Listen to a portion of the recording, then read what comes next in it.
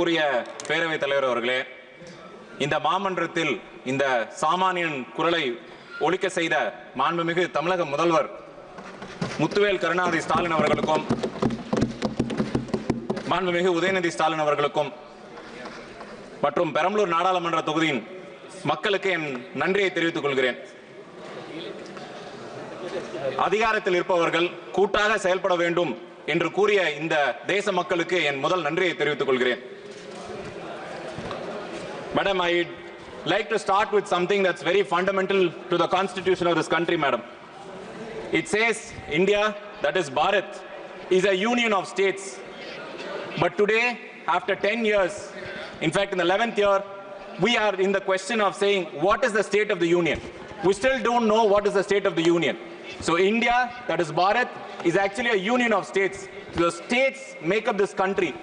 And what the finance minister has done is ask us the question, what is the state of this union? Now, as my colleague has pointed out, we are missing on the collective wisdom of this house when senior members of the treasury benches are actually missing in action. When the opposition wants to bring attention of the various schemes and of the trouble and the problems of the people, we still, through you, madam, insist that the senior members be present when important bills like the finance bill is being discussed. So, what is this budget about, madam? It's actually primarily about misplaced priorities. The state, with its resources, is not being provided enough support so that they can carry on the people's work. I will go point by point, madam. So, a lot has been talked about job creation, and the finance minister, honorable finance minister, has been forthcoming with providing training for youngsters. And now what she has failed to address is that the majority of the youth is not in the formal sector. The total EPFO paying customers is only 3.05, whereas the total workforce is above 45 crore people. So what is being spoken about in the budget is less than 5% of the actual workforce. And the amount of companies, the formal companies actually paying EPF is actually much lesser than that. So the actual impact of Madam Finance Minister's statement about providing training actually doesn't cause any impact at all for the youth who's actually looking forward to training. So I guess the government should take note of the informal economy and the need for training there. Very important three segments that constitute to everyday life of the populace: fertilizer, food, and education. So based on last year's numbers, the total allocation on fertilizer has been reduced by 13.5%, and food minus 3.1%, and education minus 2.2%. So government has many reasons to reduce, madam, but what I fail to understand is this. These three are the basic for any life to be lived upon in this country, on this planet. Now, when you reduce the allocation of the basic input that goes into life, how does the government expect the country to grow, madam? How does the country expect the country to have food on the plate of a common man and then work to pay taxes, which again is the next big topic, madam? But how can they pay with all the basic things reduced? I think the government should take proper care of actually allocating resources. Now, the very important segment, education.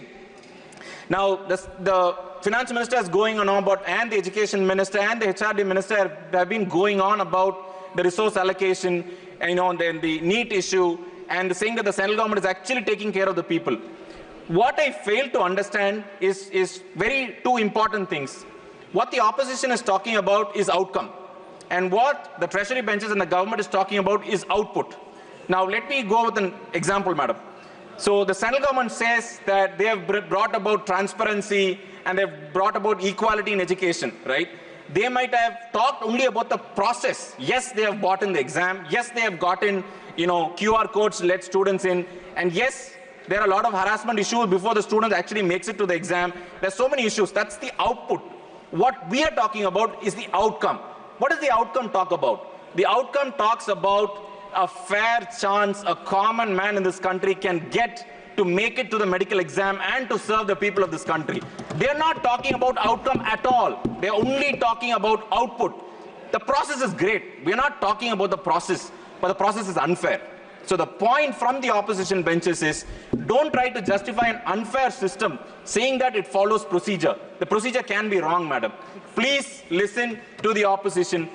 Number of people from my constituency, in fact, in the honor of Anita, a student who should have been here with me, or a doctor in Tamil Nadu is missing because of the bad policies of this government. So please take note and please get the outcome right.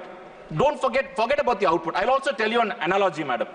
So, number of members here have asked about highways, national highways, which is really good for the country, right? So, here we go, building national highways all across the country.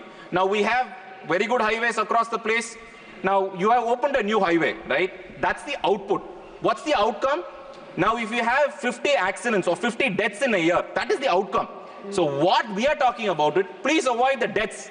There's no use building a 4-lane highway so that people die faster. So what you're trying to do in NEET is actually push the inequality in the name of the process. So please open your eyes. There are people who are really suffering, and there's a lot of inequality in the system. Before it gets out of hand, please open your eyes and get a fair chance to each one of the individuals who are really needy. Now, there are a lot of talk about the middle class, right? A very important point for the Treasury benches and the ruling party to note is this, that 3% of the vote of the middle class shifted from the BJP to the India Alliance. And you would know that the finance minister actually again misplaced a priority in actually addressing the middle class. What have you done to the middle class?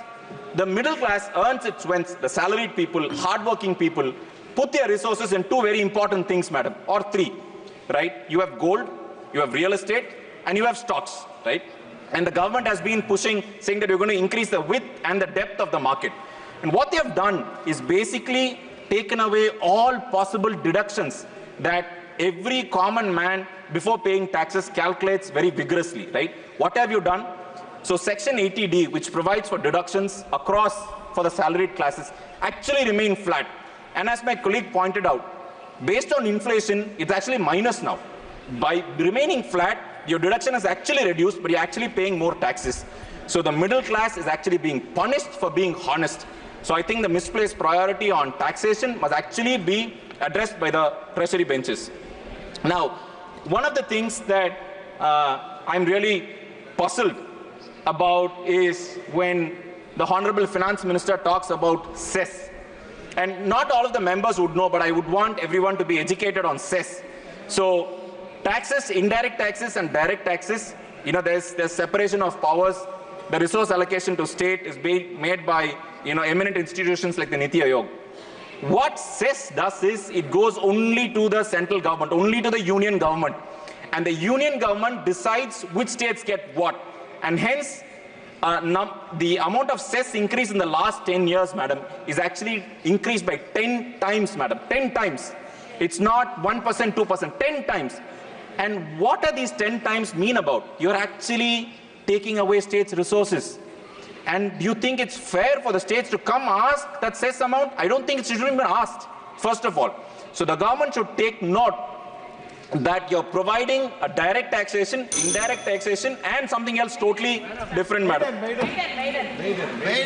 Madam, I'm also talking for the Honorable Finance Minister, madam, because her maternal side is from my constituency, madam. So I'm actually talking for her also. So I need the 2 extra minutes to get to her. I hope she was here. Now, important things about the state, what they have done to the state. And what this budget has done is basically kill the golden goose. Tamil Nadu, with its impressive manufacturing strength, a large tax base, and a honest, hard-working people are being shortchanged in this budget, madam. We are contributing, for every rupee we only get 29 paise, madam. And we're very proud. We're very proud of the 1 rupee that we contribute. But what we ask is, give us a fair share so that we can actually contribute more.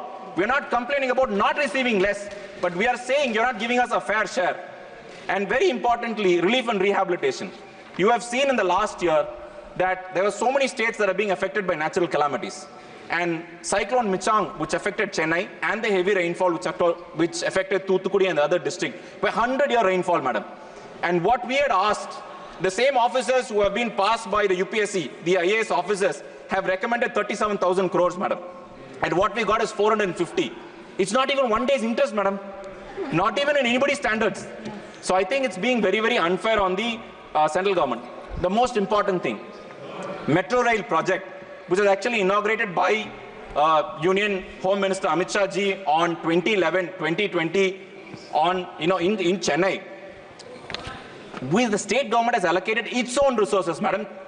16,000 crores. The budget that was passed by this house was supposed to be given to Tamil Nadu, is still not given. What, again, we are asking is our fair share. We are not complaining about not receiving money. So the general, the takeaway from this budget is don't punish the states that are contributing. And second, you're actually giving loan to the states that were actually your allies. And last but not least, last point, madam. The last point is the government has come up with a new East policy. The new East is Odisha, you have Bihar and Andhra. I don't know what kind of East that is. But as long as any of the East covers Tamil Nadu also, I will also join the bandwagon, madam. All we are asking for the central government and on maternal side of the finance minister is, it is also your constituency, madam. Through you, I ask the finance minister to actually do fairness for the Dravidian state that educated you, that put you into this place, that actually forms a big portion of the decisions you make. So please be fair to the state of Tamil Nadu. Thank you for the opportunity, madam.